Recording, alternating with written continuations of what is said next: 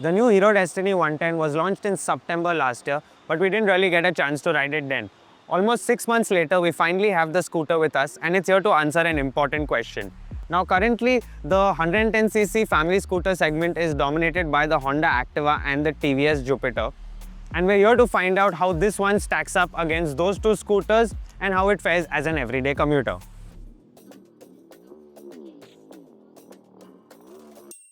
The 110cc engine in this scooter puts out 8.1 horsepower and around 8.7 Nm of peak torque. Out in the real world, the acceleration is linear and the throttle response is quite gentle, and that will make this really easy for newer riders or older riders to manage. Now, this builds up speed progressively, and ultimately out in the real world, that means that it is a very predictable and unintimidating scooter to ride. The scooter is in its sweet spot between 30 and 60 kilometers per hour. That's where it feels the most natural. It does even hit higher speeds and can cruise at highway speeds as well.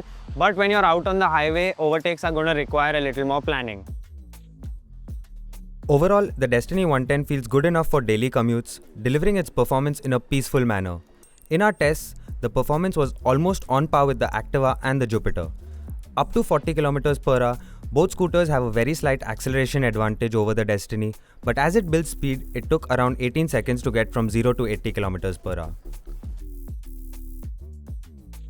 In our fuel efficiency test, we were able to get around 54 kilometers per litre in the city and around 64 kilometers per litre out on the highway, making this quite a fuel efficient scooter. But do keep in mind that the mileage will vary depending on your riding style and riding conditions. Now in terms of design, as you can see, it has design which is exactly similar to the new Destini 125.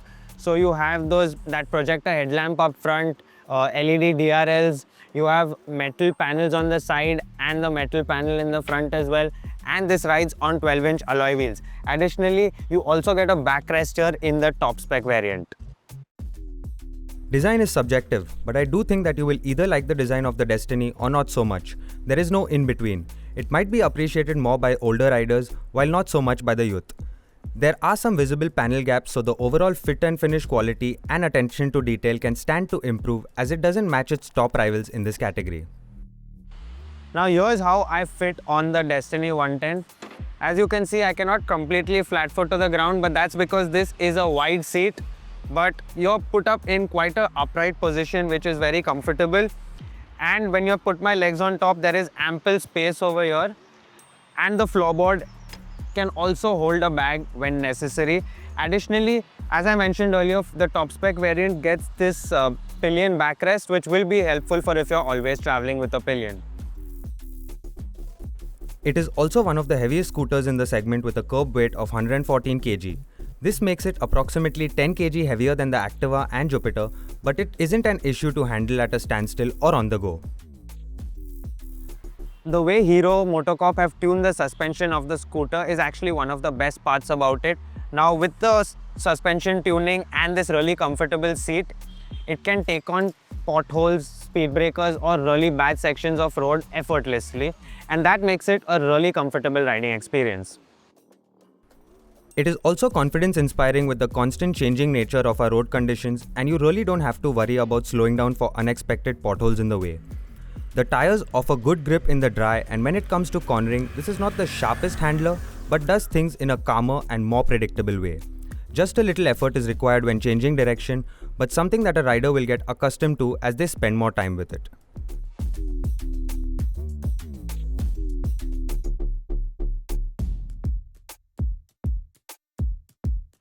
Now in terms of braking, this is the top spec variant which gets a disc brake at the front, and this has a combined braking system.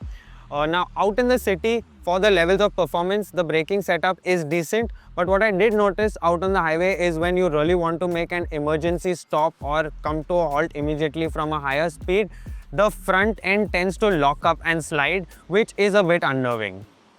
Feature-wise, the Destini keeps things simple with a digi-analog instrument cluster displaying a trip meter, odometer and real-time fuel efficiency alongside the analog speedometer. Underseat storage is on the smaller side, but it can accommodate a half-face helmet along with a few essentials. Up front, there's a large storage pocket that easily fits in a water bottle, and a Type-A USB charging port sits conveniently above it. The 5.3 litre fuel tank gets an external fuel filler cap, which is a practical touch for daily use.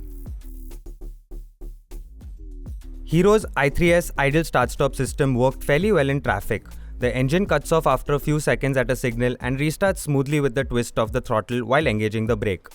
Only on rare occasions did it hesitate slightly before firing back to life. It unfortunately misses out on any connectivity features, which might be a deal breaker for some customers. The Destini 110 is priced at 72,000 rupees for the base VX variant and goes up to 79,750 rupees for the top spec ZX variant.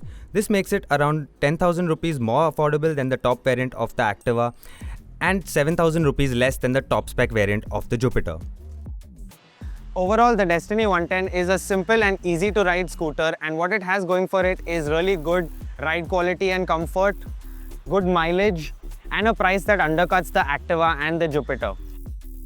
That said, it does miss out on connectivity features, and while it is more affordable, the quality levels clearly feel like it was built to undercut its rivals on price.